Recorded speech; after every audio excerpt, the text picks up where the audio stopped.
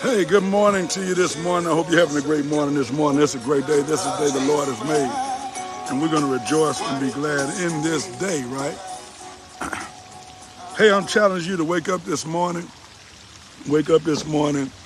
Wake up this morning because there's some stuff going on, things you need to know about, things you need to hear.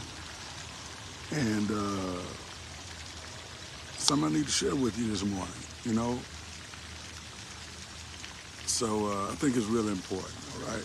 So let's talk about it. Let's talk about it. Let's talk about the truth this morning because I'm telling you, it is critically important that we stand together for truth. We stand together for righteousness. One great leader said,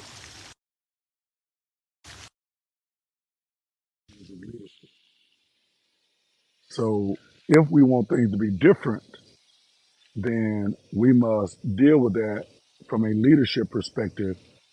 How do we help leaders to be different? How do we help leaders to be who they're supposed to be? And we're all striving, right? But I think we're at a critical point in this walk that we've got to really put our minds to what's best and what's right for all people. Uh, there are some things that continue to come to my attention about the state of Mississippi, the state of Jackson, the state of Hinds County, the state of the entire Mississippi, the state of Mississippi, and it's crisis mode, and it's crisis mode for a number of different reasons. But here's what I think we all can agree on: that we're really in a crisis. That if we don't bring about change and we don't do some things differently, it's going to continue to go in the same light. So if you have kept up with news in Mississippi, you kept up with things that have happened in Mississippi. Uh, Historically, Mississippi has a track record of racism that beyond anything you think or imagine. Okay, that is the history of Mississippi. All right. So as we understand that, the question we have to ask ourselves is: does racism have anything to do with what's happening now and what we're dealing with now? And certainly, it has something to do with it. And it's serious. It's systemic. It's going on in ways that you know many people that are not from here cannot even think about happening in 2023. And so, I want to share some things with you because I think what a real man does, what a real leader does, is he takes responsibility. So I want to share with you that I believe it's critically important that we understand. It's critically important that we figure this out together. It's critically important that we work together and we don't allow our differences to continue to create issues for us. Right? So let's first deal with economics. All right. Systematically, systematically in the state of Mississippi, like no other state in the US of A, that systemic issues have created an environment where minorities cannot prosper. Okay. And what happens with that is, let's take the opportunity to participate with contracts, participate with road work, bridges, so forth. No African American owned company participates at a level that matters. So millions and millions of dollars have been spent over the years, and no truly African American company has participated in a way that matters. Now, here's your thing. Well, they don't have the capacity. They don't have the ability. Well, there are some that have the ability. There are some that have tried to grow to the ability, only to be struck down by the system that says you're not big enough. Well, it's hard for me to be as big as other companies if they got a 400-year head start. They got a 40-year head start. See, you're not understanding that it's just 40 years ago that Mississippians fully voted freely. Less than over 40 years ago, right? Not long. So when you're dealing with an economic picture like that, I mean, economically, literally, now I want you to understand that I'm not making this up. Literally, that African Americans over the years, per year, have only gotten 0.01% of any state contract. Okay. All right. And that's real serious. Let me show you what I mean. Uh, it's that kind of serious. So what does that create? That creates problems, Albert. Creates problems. Now let me show you what I mean so you can understand. 48% of people in Mississippi are poor or low income. So that's a total of 1.3 million residents are poor and low income. 58% of all children in the state of Mississippi are poor or low income out of that 1.3 million. I mean, it's serious. Black people make up 65% of poor or low income people. You got to understand that's twice, almost twice what it is in white communities. I mean, it's systemic. It's poverty that engulfs an entire group of people. So what I've been talking about lately is April. Hey, April. Thank you for the gift for my birthday, April. Uh, is you know how how how is it possible? How do we really realize our freedom as a people? The what's up, bro?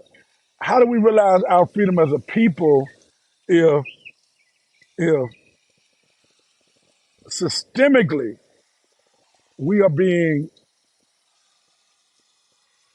left out of the economic picture? We're unable to participate.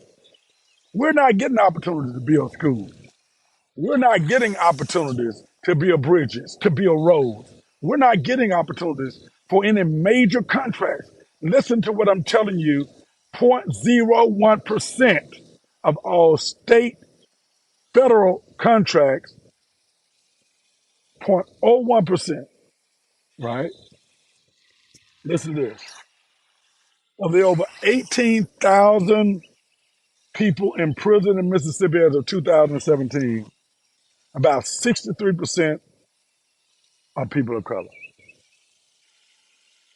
Black residents of Mississippi are incarcerated at 3 times the rate of white residents. 3 times.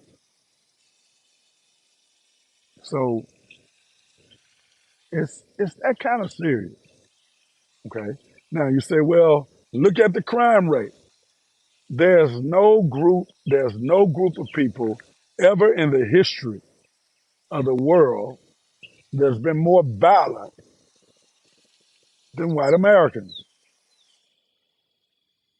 So what is the problem is their violence has been directed primarily toward black and brown people.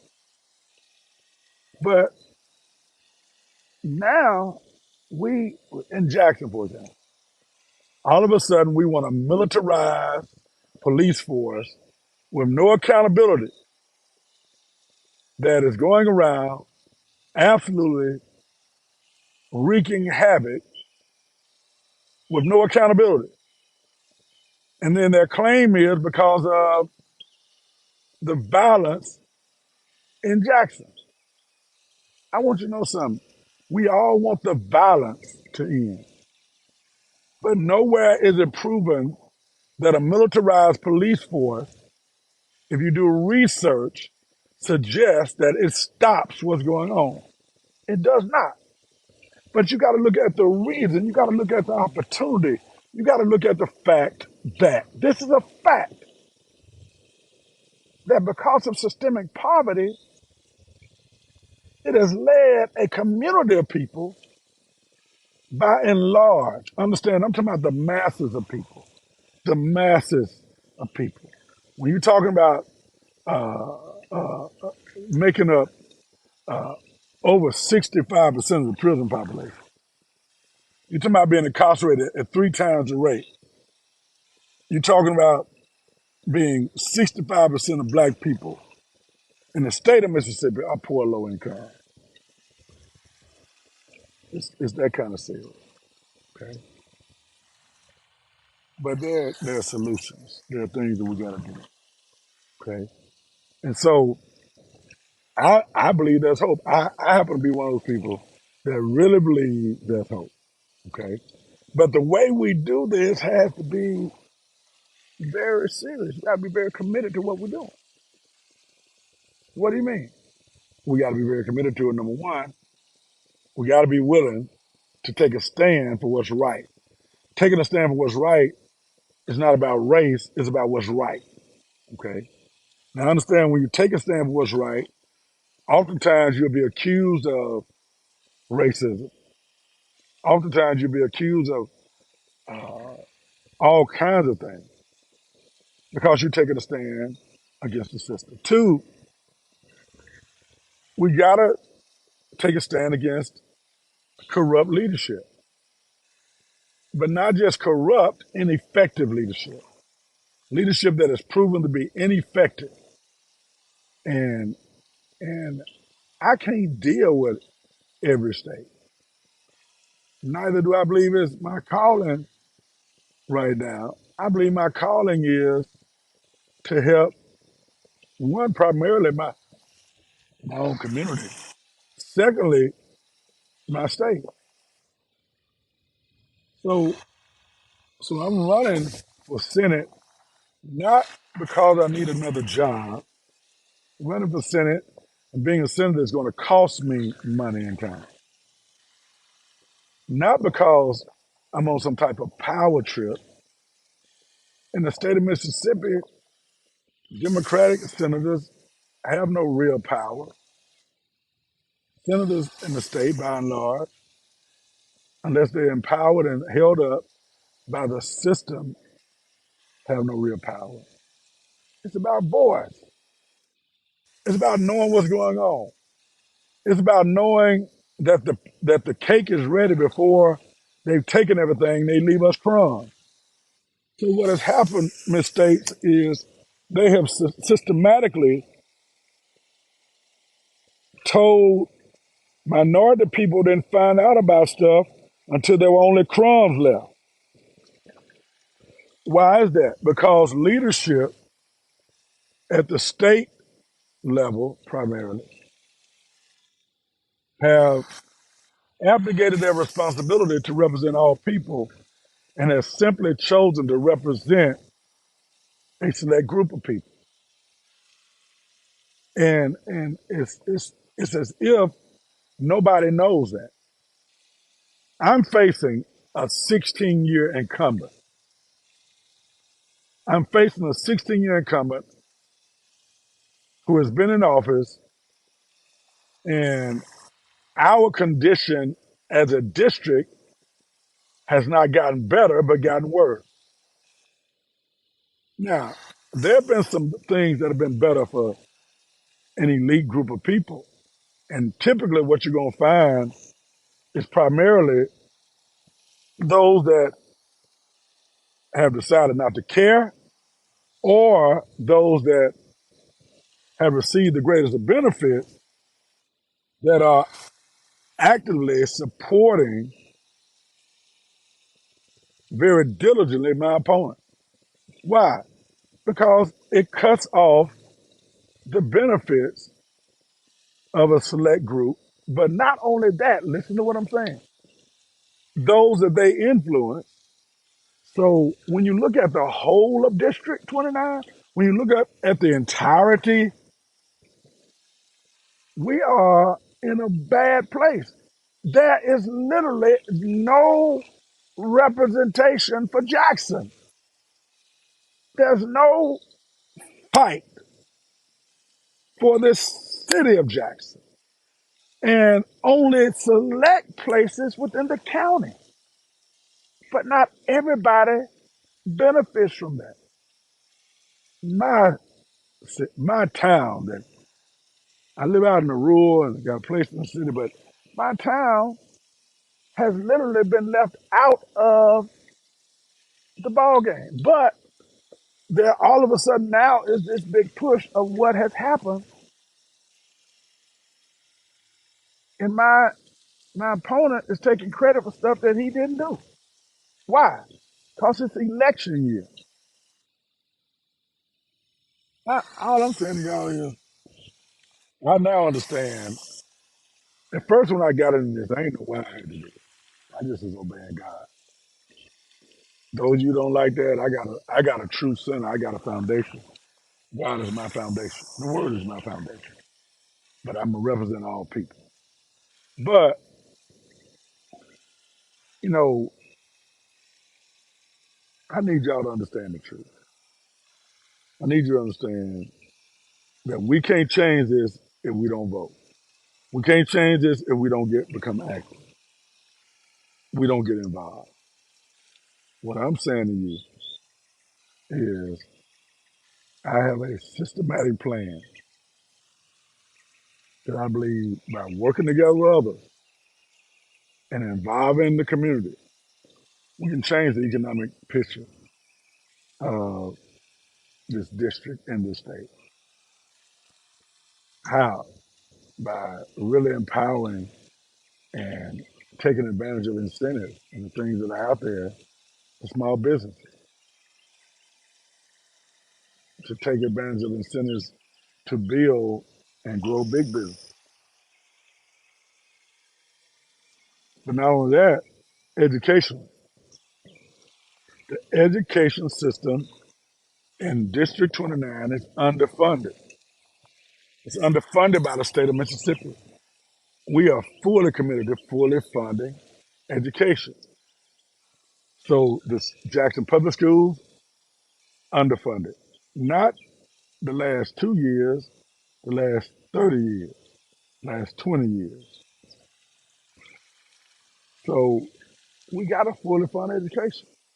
We have to provide a strong base.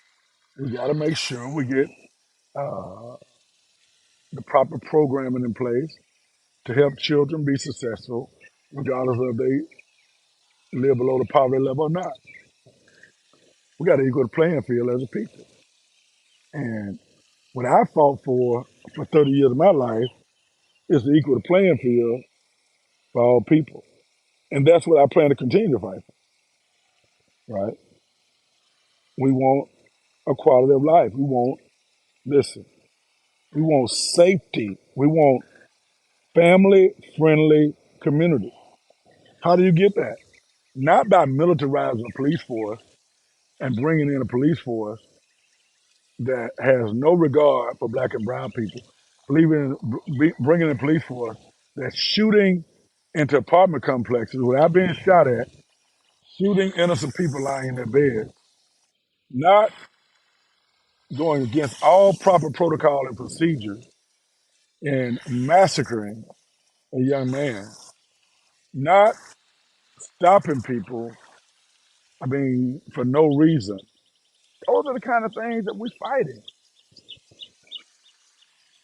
Here's my plan to be on the front line for you. I am tired. I have literally been to places in the world I did not know existed when I was a kid. I have seen cities and places around the country and London, England, all those places that are beautiful.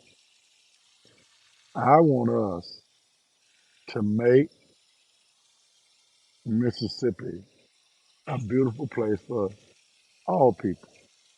I want to make Jackson, Byron, Terry, Utica, Learned. I want to make those places beautiful places. Crystal Springs. And we can do that if we come together. We can do that if we first of all, we got to identify problems. We got to identify injustice, and there has to be accountability. See, one of the things the black community is accused of is holding on to the past, but you got to understand that the past continues to repeat itself at the hands of a group of people that still see race. They don't see value in all people. But you can't have peace without dealing with the reason for your conflict. It's inevitable. Because what happens is it's like having an injury on your arm and it scabs over, but then you brush up against it and tear the scab off. Over and over again, white Mississippians, and this is not all of them, have continued to rip the scab off of the sore spots for black and brown people. And what they really are doing is they're attacking the dignity of a people. How they attack the dignity. Here's how they attack dignity. You don't know how to properly elect people. We're going to place judges over you. We're going to put a, a, a police chief and police department over you that has no real idea of how to deal with urban cities. You got a white police chief, and then you got a pawn or a token black assistant with all of the qualified law enforcement officers in this city and state. Do you really believe that you had to put a white police chief over a black and brown people? You kidding me? It's ludicrous. You hired mercenaries to come in, just like the Russian extra army mercenaries to come in and begin to kick in doors, shoot down people, throw people against cars, beat people mercilessly to gotta get control. You're gonna create a problem that you can't contain. It's already starting to happen. No, we gotta have proper policing. That's what I'm saying to y'all. There are no overnight fixes, but there's some things we gotta do ASAP. And we gotta get the right people elected. I just want to shoot you straight. We gotta stop thinking that it's okay, it's not okay. And what I'm telling you is I'm a change agent. I have been all my life. And I'm sure that we need to bring about change, and you know we do. But even if not me, you don't like me. Let's say you don't like me. How could we continue putting somebody in place who has systematically shown that they can't make it better? 16 years in office, but when you look across the board for 16 years of service, professional politician in a part-time position, how is how is that effective leadership? We got to put together a plan. We got to be effective. I would not get into rumors. I would not talk about anybody's life. I'm talking about the service. You know, I've really been reflecting a lot on my time in the army and my time in Desert Shield, Desert Storm. And what I can't believe is that I went and fought for my country, but my country not fighting for me. I can't do it that way no more. I'm going to fight for all people. I'm going to operate on the front line for all people. And I want you to understand that. For all people. Not just some, all. Okay? So I need you to wake up and understand it's time for change. It's time for change.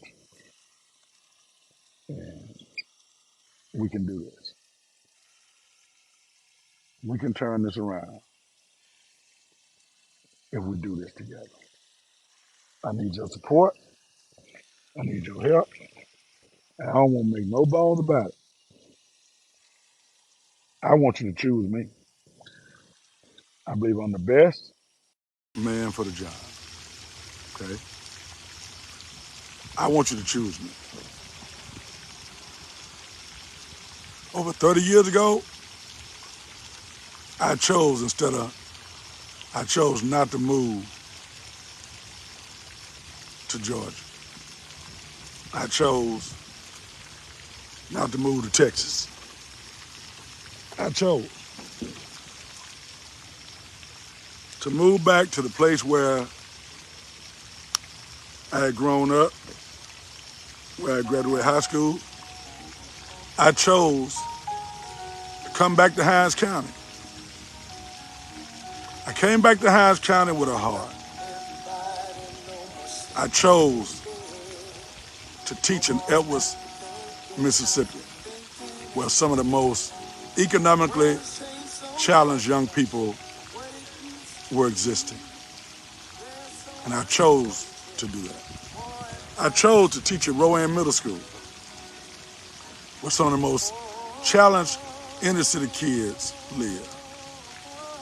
I chose to serve in administration at Brinkley Middle School. For over 27 years, I've served as a senior pastor, and I have not picked up either one of my campuses and moved outside of this city. I've served in this city, I've served in this county, I've lived here almost all of my life. I've lived here all of my adult life. I've got 3 generations of family. I can trace my family back here over 100 plus years. 3 generations. Nobody's gonna care about you the way I do. Nobody's gonna serve you the way I do. Nobody's gonna be on the front line for you the way I will. You know what? I got an army of frontline soldiers. And I want you to be a part of that army. How can you be a part of that army? One, you can volunteer your time. Help us knock doors. Help us go through communities. You know why? I can't outspend my opponent, but I'm gonna work. My opponent has over $200,000 before we even started the race in his political war chest, as they call it. I'm not sure how that goes down. And he's still raising money. So I can't outspend them. I wouldn't even ask. But what I will do is I'm going to work. We do need your help. We do need your help. We need everybody that can to send a donation to D. Pickett for Senate, DwaynePickett.com. You can cash app it to me. And one of my assistants will put that in the chat. And but we can do this together, y'all. Okay? Together we can change this. You can cash app me if you so desire. I want you to understand that for me. I want you to understand what that means for me.